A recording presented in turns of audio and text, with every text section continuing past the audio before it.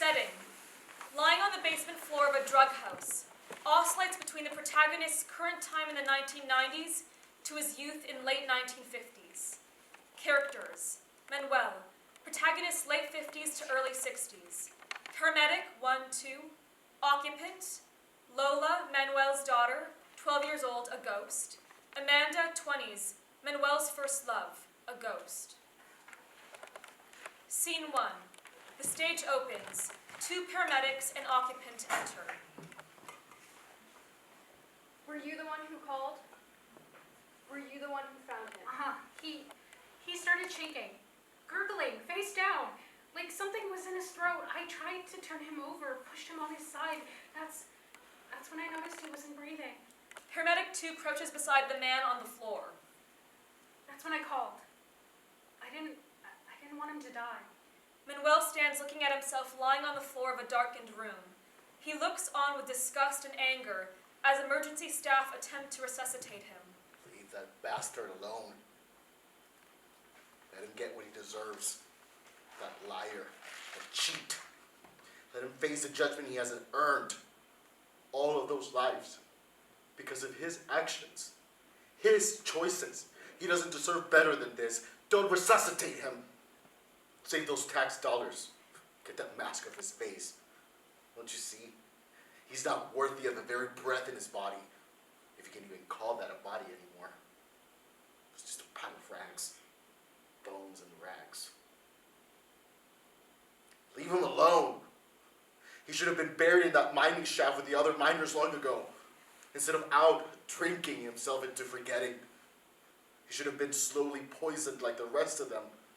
Left to drink that copper-tainted water with those left behind. And all of it because of him. He left everyone behind, brought a curse upon, and just left. Poof.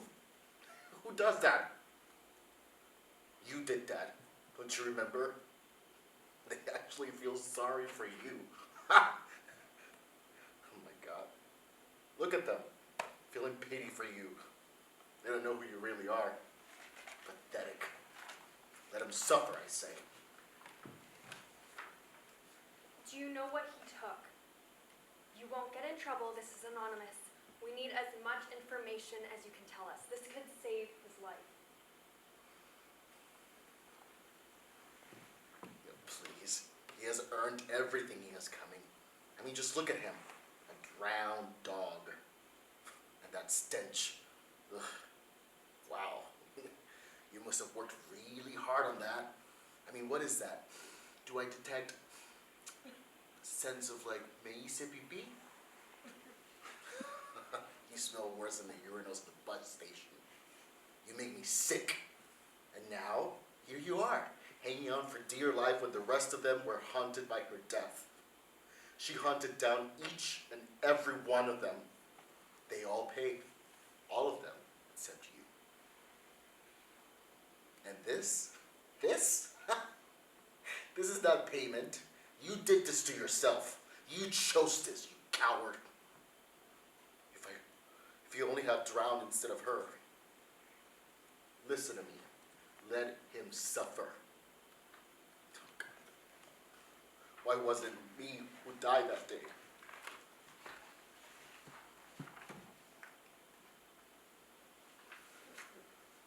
Oh, but you did drown that day.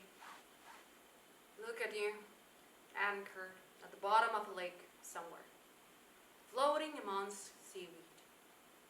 You drowned with me long ago, but this is no dream. You can't simply wake up. Amanda, come back here. Do you remember the day that we first met? You were sitting in the pews near the front with your family. It was your perfume that I noticed first. We were all standing in the back. I was looking at the crucifix, the blood on his palms. It always looked so fresh, like he was still bleeding for our sins. For sins we hadn't even committed yet. Preemptive bleeding, I guess. It was like he knew what we could not see yet. I was waiting to see a drop fall, an apparition. Wonder if they would name a church after me or just our little town. The sun had been relentless. Even the breeze was too warm. We were sweating, packed in tight like matches. You'd probably say that's a wrong metaphor, but maybe I'm thinking of flowers. Packed in like a bundle of flowers. No, that's not right either. Marigolds. The smell of marigolds broke my concentration.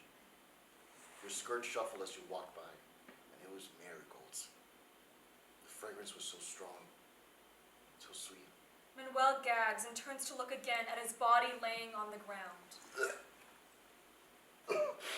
God, that smell, is that really me on the ground? Is that what has become of me? What would your mama say now? That skin that was so tenderly cared for, oiled and wrapped, dressed and padded, caught before falling. You were their golden son. Don't you remember? And now, that nose pushed up against the floor, blood in your mouth, teeth scattered on the ground like corn kernels for hens. Soon you will be feast for the gods. The Last Supper. Prometheus lying immobile on a damp basement floor. Is this how you think? Hey, you dropped your pie, Prometheus. The only fire you ever stole was that lighter. And this, your most heroic moment yet. Where are your 12 apostles now, golden son? All you have now are 12 steps. Not even your family cares where you are. Not even your children want to see you. Your face. I doubt anyone will ever shed a tear for you, viejo. Not even the gods will cry down for you. Is this the ending you really want? Amanda, remember that rain? The droughts were so bad that summer the riverbeds were dust. We were all so thirsty. We were so hungry. Crops were dying. We looked on, helpless. Fruit rotting faster than we could pick it. Living off the sunlight, the evil joke. Sunlight and tortillas. Not you, of course. Not in your hacienda. I bet your dogs even ate well that summer. What did you tell them you were doing again? How was it they let you go on your own? I can't remember, Amanda, but that rain, I can still smell that rain. It was the first rain in months. It pelted the ground like a firing squad, the dust dancing up to greet it, shriveled leaves open like beggars' hands in supplication. Remember where we stood? In that small alley behind the market, the streets flooded in minutes. We hid there behind that rain. There was a curtain between us and them. The smell of earth still fills my nostrils. It was like the ground was guava being peeled slowly open. Amanda? Are you there? Manuel turns to look again at his body laying on the ground. How are we doing? Got a pulse? He has a pulse but is not breathing. Paramedic 1 watches while Paramedic 2 squeezes a bag valve mask to resuscitate. Paramedic 1 hooks up several leads to monitor his heart, blood, oxygen level, and blood pressure. It's no use. She can't hear us now. What could we change now? You, old man, you've done it now. It's almost over. No questions about it. You're a big sinner. I mean, must have been a special place for someone like you.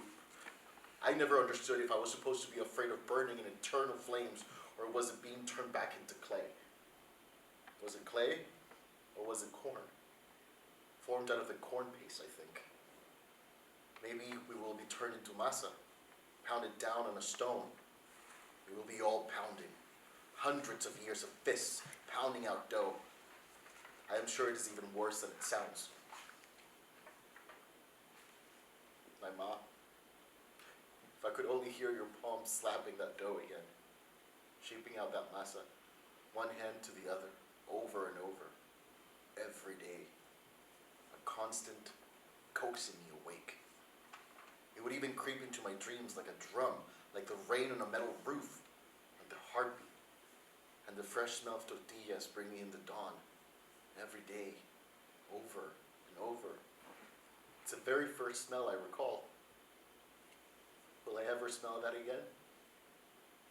I guess there's no tortillas where we're going. I stood in front of that mirror, Mama, and I was none of those things. Not the reflection you projected onto me through your eyes, not your words that enshrined me. I was not potential, nor its sleepy counterpart, dormancy. I think, no, probably latency.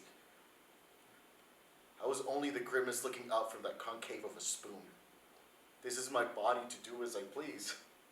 And sometimes I choose this. Maybe I was always this way.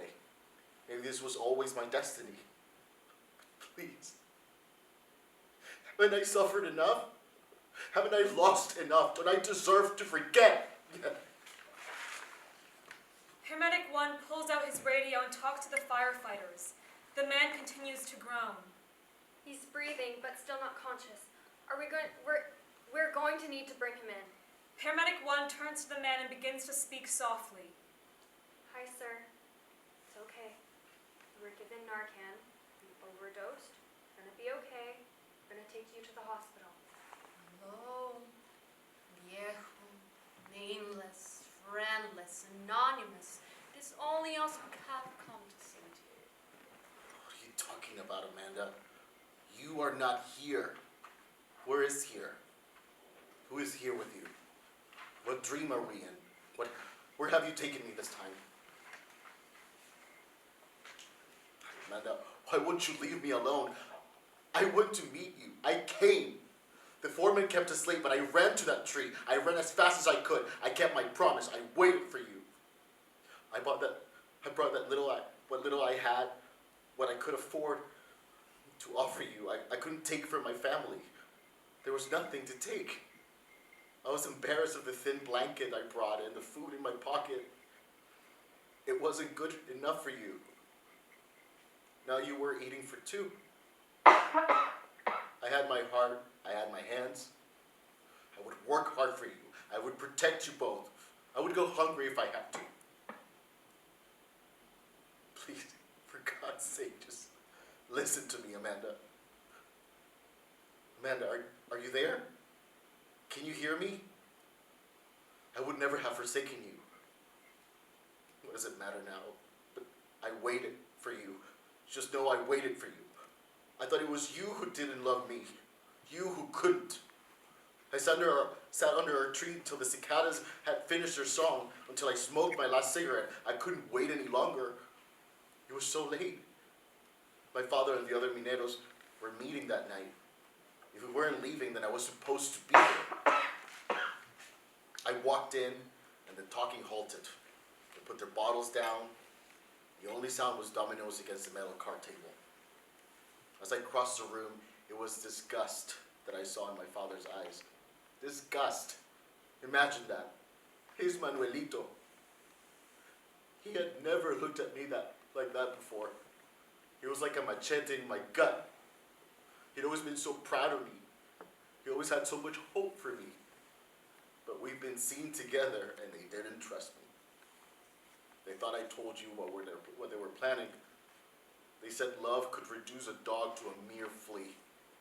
Or was it a god to a mortal? Did our love make you mortal, Amanda?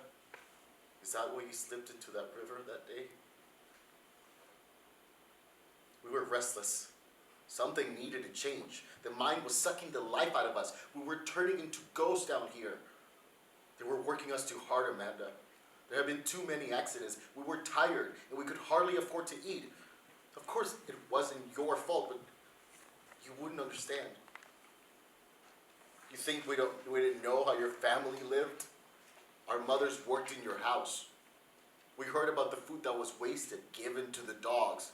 We would have been happy to eat off the ground with them. You didn't know how we lived. And your family on Sundays. All that talk of alms for the poor. They made us poor, and then our suffering was their redemption? We were too dirty to be redeemed, too covered in dust, making a paradise for them on earth. The older men thought my youth was my downfall. I didn't live through the revolution. They would remind me, you never had to sleep in the bushes in case unknown troops came in at night demanding loyalty.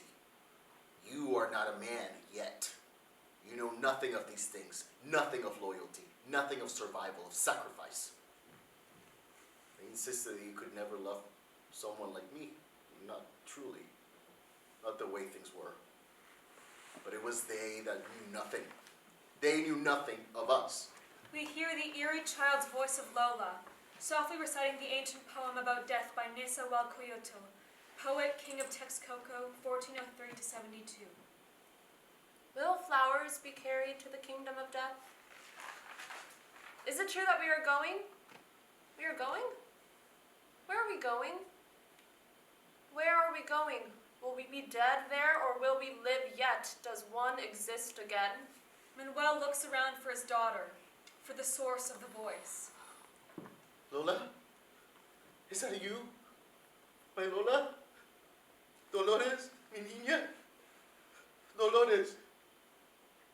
Sorrow. What kind of name is that to give a child? Lola? Lola, is that you? There's howling, you say? It's just a wind, Lola. Those shadows in the window are just trees. The branches are tapping, not fingers. Such imagination. There's no one there. Please go back to sleep, my girl. It was too heavy.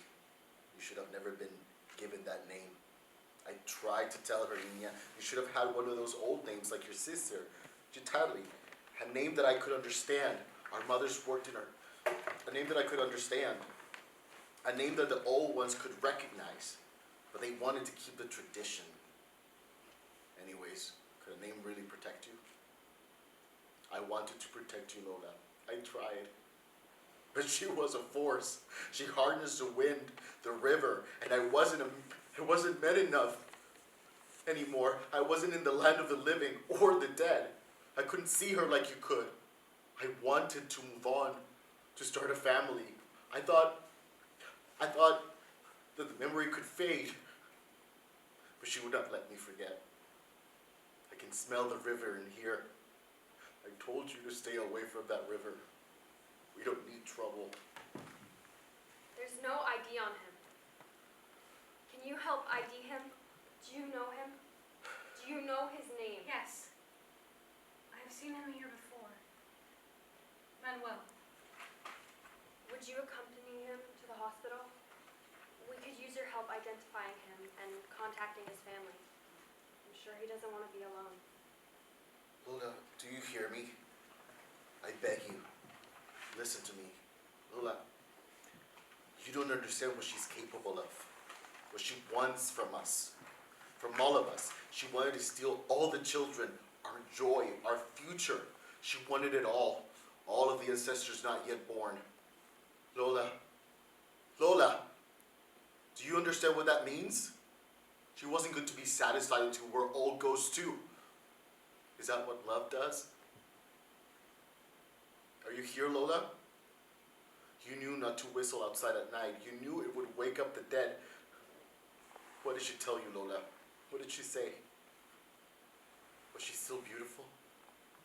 Was she really as ravaged as they said? They said she was hideous. That she howled along the riverbank. That if you looked into her eyes, she would pull your soul right out of your body. Imagine that. The priest couldn't even stop her. I mean, first it was the dogs, their feet in the air, faces stunned. Then it was the child who fell in the river, the wells that became contaminated. Of course, some say they saw her long shadow passing over houses on the new moon. Others claim to have found stones under the pillows. The old women said they could taste copper in the morning upon waking. They said that she must have visited in the night, shoving coins in their mouths, the same copper coins we put over her eyes. They said that she wanted us to pay. But how many had to pay for our sins? For my sins? If the crops failed, if a baby was breached. It was as if these things had never happened here before. Lola, was it really her, Lola? Was it really because of me? What did she tell you?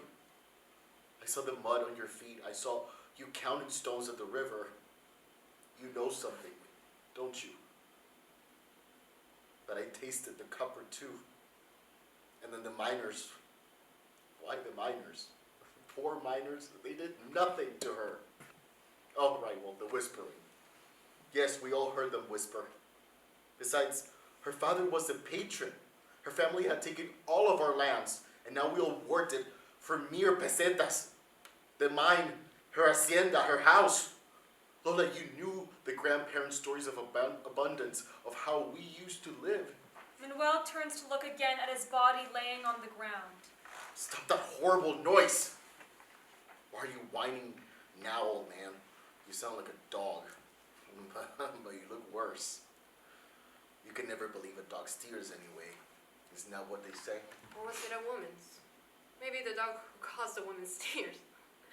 Are we the dog or the flea in this metaphor? Either way, we have to suffer. We will never have peace unless we suffer. Well, let's get it over with then. What judgment am I approaching? Firefighters enter with a stretcher. Hi, sir. It's okay. We're not alone. I'm gonna lift you onto the stretcher and take you to the hospital. Firefighters and paramedics lift the man onto the stretcher and strap him in, covering him with a blanket. Pastor Noster, qui es in cielis, hallowed be thy name. Thy name